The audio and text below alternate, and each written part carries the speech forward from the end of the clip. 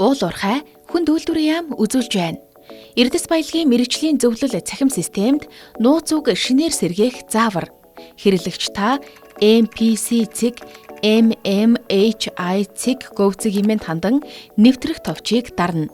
Нэвтрэх хэсгийн доор байрлах нууц үг сэргээх товчийг дарна.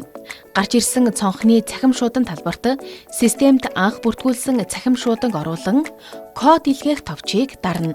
Бүртгүүлсэн цахим шууданд ирсэн баталгаажуулах кодыг баталгаажуулах код талбарт оруулж сэргээх товчийг дарна. Нууц үг амжилттай сэргээгдсэн талаар мэдээлэл харуулах бөгөөд бүртгэлтэй цахим шууданд системд нэвтрэх шинэ нууц үг илгээх болно. Цахим шууданд ирсэн нууц үгээр цаашид системд нэвтрэх боломжтой болно. Хэрэглэгч нууц үгээ сэргээсний дараа нэвтрэх хэсгийн нэвтрэх нэр талбарт системд анх бүртгүүлсэн нэвтрэх нэр цахим шуудан эсвэл регистрийн дугаар 3-аас нэгийг ашиглан нэвтрэх боломжтой. Нууц үг талбарт цахим шууданд ирсэн шинэ нууц үгийг оруулж нэвтрэх товчийг дарна.